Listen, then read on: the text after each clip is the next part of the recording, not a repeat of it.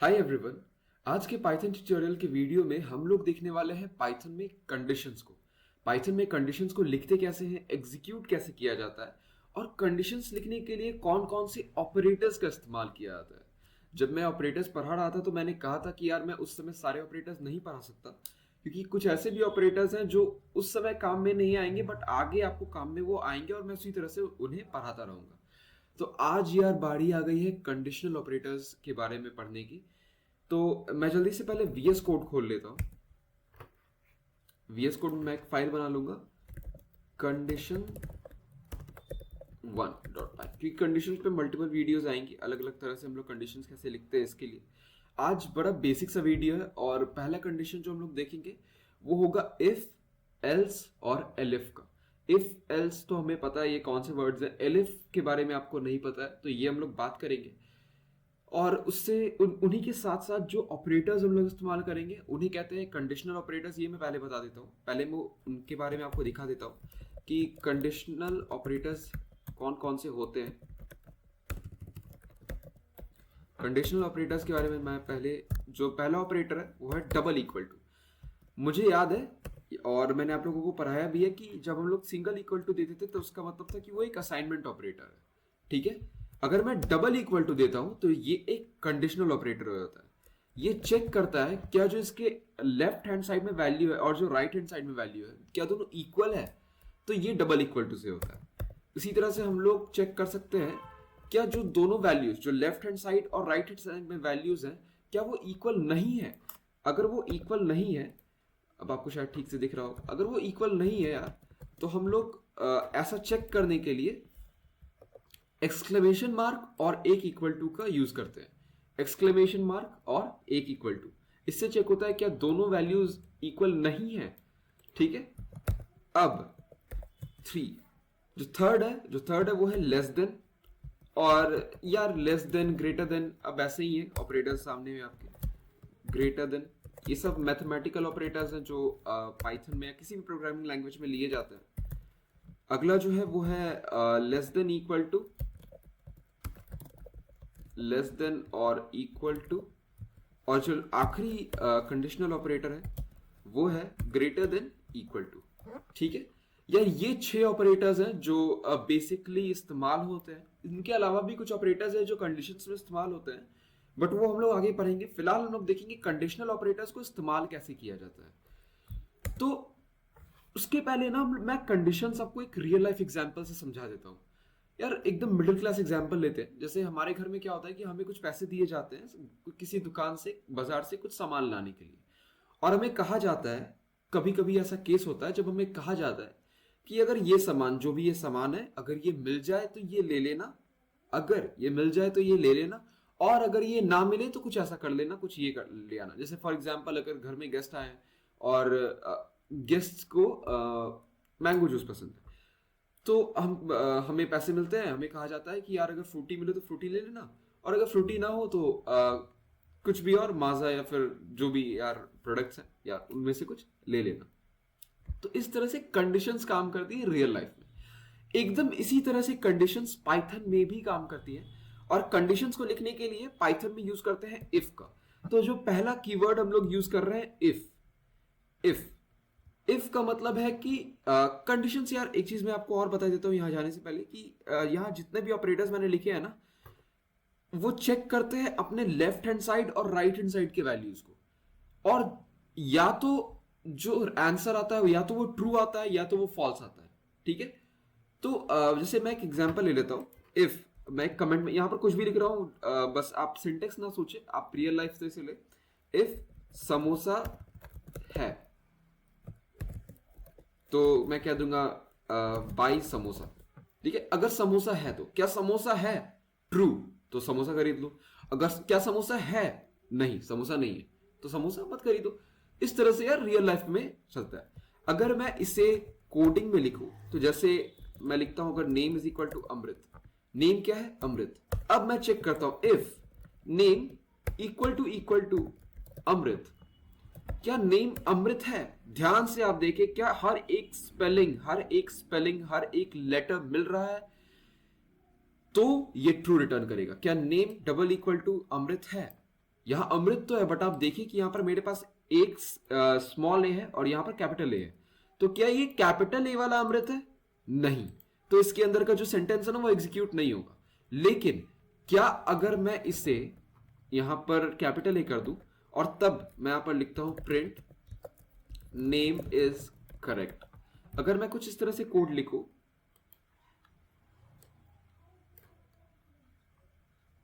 मैं अगर कुछ इस तरह से कोड लिख के रन करता हूं तो आप देखेंगे मेरे पास आंसर क्या आएगा, नेम इज करेक्ट। क्यों? क्योंकि अब पता है मुझे कि जो नेम है ना, जो नेम वेरिएबल है, क्या वो इक्वल टू अमृत ही है? श्योर हो? हाँ श्योर हो, तो फिर प्रिंट कर दो ये। मतलब इफ में जो कंडीशन दिया गया है वो अगर सही होता है, अगर वो करेक्ट होता है, अगर वो ट्रू होता है, तो ही उसके नीचे का स्टेटमेंट एग्जीक्यूट किया जाएगा, नहीं तो वो एग्जीक्यूट नहीं होगा। तो मैं आपको सीधे समझा देता हूं यार हो क्या रहा है। मैं कमेंट में एक तरह से इसे लिखने की कोशिश करूंगा, इफ कंडीशन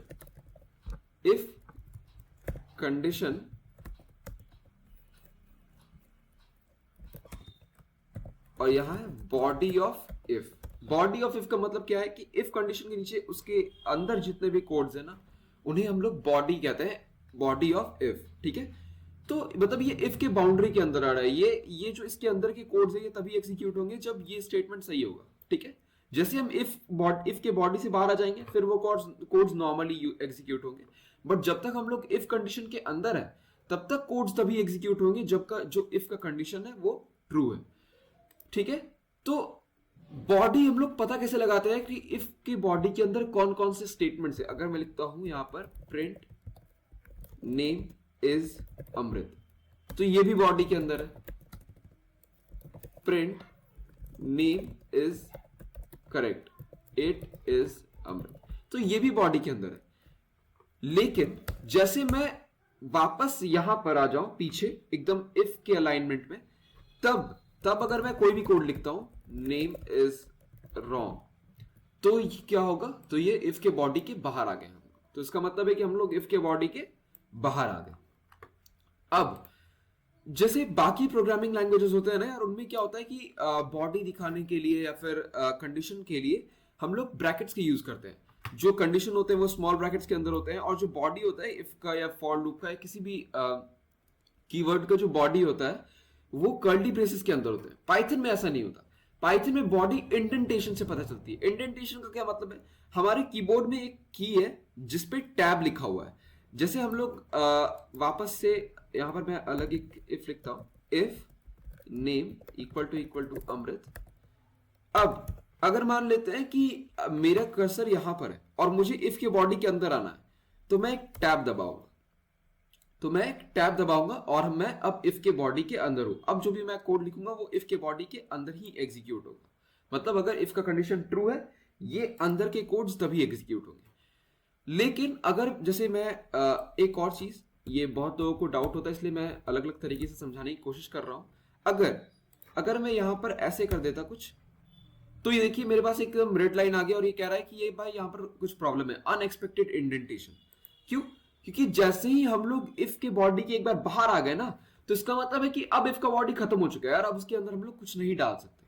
तो अगर उसके बाद में इंडेंटेशन दे देता हूं बिना किसी मतलब के, तो इसका मतलब अब पाइथन बोल रहा है यार यहां पर तो कुछ है भी नहीं, यहाँ तो ना इफ है ना फॉर लूप है ना कुछ है, तो तुमने कोड को इंडेंटेशन से क्यों रखा, तुमने कोड को इंडेंट क्यों किया। ठीक है, तो ये प्रॉब्लम है। अब मैं अगर इसे पीछे लेते आऊं तो ये ठीक हो जाएगा। मतलब बॉडी अगर इफ के बॉडी चल रही है तो उसे चलने देना है, एकदम कंसेक्यूटिवली सारे कोड्स लिखे जाएंगे।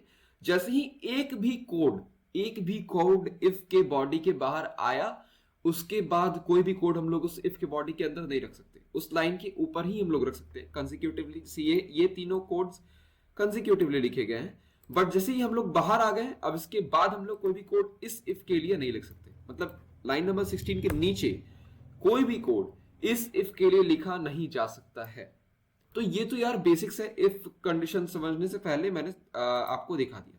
अब अगर मैं इफ कंडीशंस आपको दिखाऊं कि सिर्फ इक्वल टू तो होते नहीं है यहां पर यार, सिर्फ इक्वल टू तो है नहीं। तो अगर जैसे मैं दो नंबर्स ले लेता हूं, a is equal to 10, b is equal to 11। क्या ए और बी एकदम बराबर है, क्या इक्वल है? नहीं है। तो अगर मुझे चेक करना है if A double equal to B, print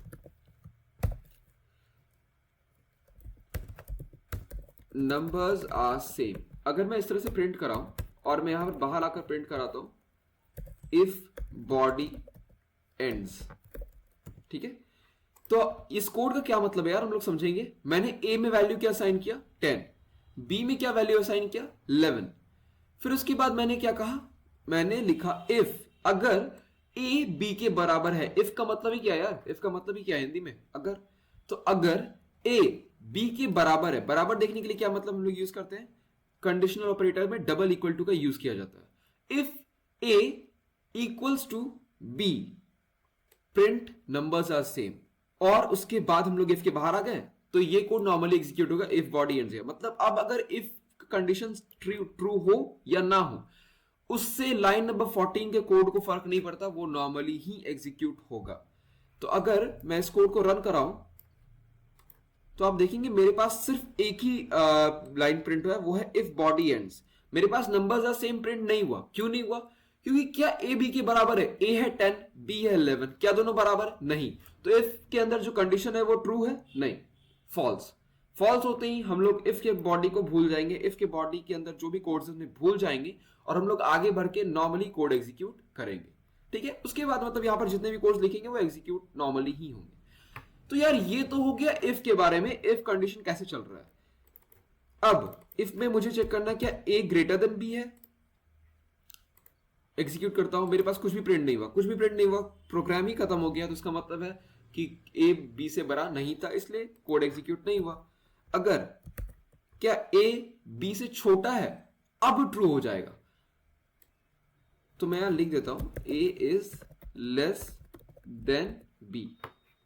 अगर ए बी से छोटा है तो ये प्रिंट कर दो, देखिए ए इज लेस देन बी। तो यार इस तरह से कोड अलग अलग हम लोग इफ में लिख सकते हैं। लेकिन इफ तो सिर्फ काफी है नहीं। अगर जैसे मैंने आपको कहा कि इफ जो है ना बहुत ज्यादा रियल लाइफ से इंस्पायर्ड है। इफ क्या यार, हर प्रोग्रामिंग लैंग्वेज ही रियल लाइफ से इंस्पायर्ड है। बहुत सारी हम लोग के रियल लाइफ प्रॉब्लम्स को ही इफ किसी प्रोग्रामिंग लैंग्वेज में एग्जीक्यूट किया जाता है, ठीक किया जाता है, हेल्प किया जाता है हमें। और अगर अब मैंने कहा कि अगर a is less then b तो ये कर दो, चलो ठीक है। अगर मेरे पास a अब बड़ा है तो क्या ये इफ ट्रू होगा? नहीं होगा। तो यार अगर ट्रू नहीं है तो मुझे क्या करना है? तो मैं कोड को कैसे बताऊंगा कि अगर इफ का कंडीशन फॉल्स हो जाए तो क्या करूं? तो उसके लिए जो कीवर्ड यूज होता है वो है एल्स। मैंने आपको बताया हम लोग रियल लाइफ में कैसे काम करते हैं। इफ अगर ये है तो ये लेते आओ, अगर नहीं है, अगर नहीं है कौन सा कीवर्ड होता है? Else. Else else else print A is greater than B, ठीक है। If A is less than B तो प्रिंट कर दो A is less than B. लेकिन अगर नहीं है तो क्या प्रिंट कर दो? A is greater than B. इस तरह से यार एल्स काम करेगा। अगर इफ का कंडीशन ट्रू ना हो, अगर इफ का कंडीशन ट्रू ना हो तो एल्स एग्जीक्यूट होगा। अगर इफ का कंडीशन ट्रू हो जाता है तो एल्स एग्जीक्यूट नहीं होगा, ठीक है। तो अब अगर मैं इस प्रोग्राम को रन कराऊं तो आप देखेंगे मेरे पास प्रिंट हुआ है ए इज ग्रेटर देन बी, मतलब ए इज लेस देन बी। पहले देखो क्या हुआ, कोड में हम लोग शुरुआत से समझते हैं। ए इक्वल टू 12 मैंने असाइन किया, फिर बी इक्वल टू 11 मैंने असाइन किया, फिर मैं नीचे आया, मैंने कहा क्या ए लेस देन बी है, क्या ए बी से छोटा है? तो प्रिंट, अगर ये सच हो, अगर ये ट्रू हो तो प्रिंट कर देना ए इज लेस देन बी। लेकिन अगर ए बी से छोटा ना हो, लेकिन एल्स अगर ए बी से छोटा ना हो तो प्रिंट कर देना ए इज ग्रेटर देन बी। तो इस तरह से यार इफ और एल्स काम करते हैं। हम लोग अलग अलग ऑपरेटर्स को इसी तरह से यूज कर सकते हैं। हम लोग less than equal to use कर सकते हैं, greater than equal to use कर सकते हैं। एक काम करते हैं, मैं एक आपको आखिरी एग्जांपल देता हूं। मैं ए और बी में इनपुट ले लूंगा, मैं लिखूंगा इनपुट एंटर फर्स्ट नंबर और इनपुट एंटर सेकंड नंबर। मैंने दो नंबर यूजर से लिया यहां पर और उसके बाद मैं चेक कर रहा हूं क्या ए ए इज इक्वल टू और ग्रेटर देन बी, अगर नहीं तो ये प्रिंट करो, ठीक है। चलो ठीक है। और यार यहाँ पर मैं एक और काम कर देता हूं, मैं ए और बी को फॉर्मेट, मैंने आपको फॉर्मेटर पढ़ाया है, मैंने आपको प्लेस होल्डर्स पढ़ाया है, तो मैं वही यूज करता हूं। If A is greater than B, मैंने आपको फॉर्मेटर पढ़ाया था, मैंने बताया था मैं प्लेस होल्डर्स का यूज कर सकता हूं एग्जैक्टली वो वैल्यू दिखाने के लिए जो मैंने यूजर से ली है, जो डायनेमिक वैल्यू है। अब अगर मुझे एल्स लिखना है, ए इज लेस देन बी, तो यार ये कोड क्या करेगा, ये यूजर से दो इनपुट्स लेगा, enter first number enter second number. If A is greater than और इक्वल टू बी तो क्या हो जाएगा, A is greater than B. If else क्या होगा, अगर मतलब अगर बड़ा है, बड़ा नहीं है या बराबर नहीं है तो क्या है, छोटा है, तो ए इज लेस देन बी। इस तरह से ये कोड एग्जीक्यूट होगा। क्या ये कोड सही से एग्जीक्यूट होगा, तो यार ये एकदम लॉजिक है। मैं देखता हूं, मैं इसे रन कराता हूं, क्या ये कोड सही से एग्जीक्यूट होगा या नहीं। एंटर फर्स्ट नंबर, मुझसे पहला नंबर मांगा गया है, मैं दे देता हूं 10 को ए में स्टोर कर लिया गया होगा। बी में मैं लिख देता हूं 20, 10 इज लेस देन 20। ये आपका पहला प्रोग्राम है। इस तरह से आप यूजर से इनपुट लेके दो नंबर्स के बीच में कंपेयर कर सकते हैं, कौन सा नंबर बड़ा है कौन सा नंबर छोटा है। आप सिर्फ यही नहीं कर सकते, आप अलग अलग चीजें कर सकते हैं यार। यहाँ पर आप बहुत अलग अलग तरीके से वैल्यू स्टोर करा सकते हैं, अलग अलग ऑपरेटर्स का यूज कर सकते हैं इफ एल्स में।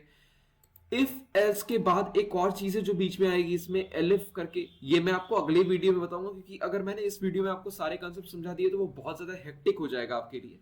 तो यार आप इन्हें इस पे प्रैक्टिस करें, इफ एल्स पे प्रैक्टिस करें, ठीक से अच्छे से प्रैक्टिस करें, समझे ऑपरेटर्स को। मैंने आपको 6 ऑपरेटर्स बताए हैं, equal to, not equal to, less than, greater than, less than और इक्वल टू, ग्रेटर देन और इक्वल टू। आप इन सब ऑपरेटर्स का यूज करें, इफ एल्स पे ढंग से काम करें। मैंने आपको बताया है कि मैं आप नोट्स भी अपलोड कर रहा हूं, और अगर आपको नोट्स मेरे सही नहीं लगते तो आप अलग किसी वेबसाइट पे जाकर भी पाइथन ठीक से देख सकते हैं, पाइथन के नोट्स को आप रिवीजन कर सकते हैं, आप वहां से पढ़ सकते हैं। मेन मोटिव यही है यार कि आप एकदम स्क्रैच से शुरू कर रहे हैं, तो आप अच्छे से पाइथन सीखे, मास्टर करें उस पर, ठीक है। तो आगे मिलते हैं यार अलग अलग कंसेप्ट के साथ। आज के लिए इतना ही, थैंक यू।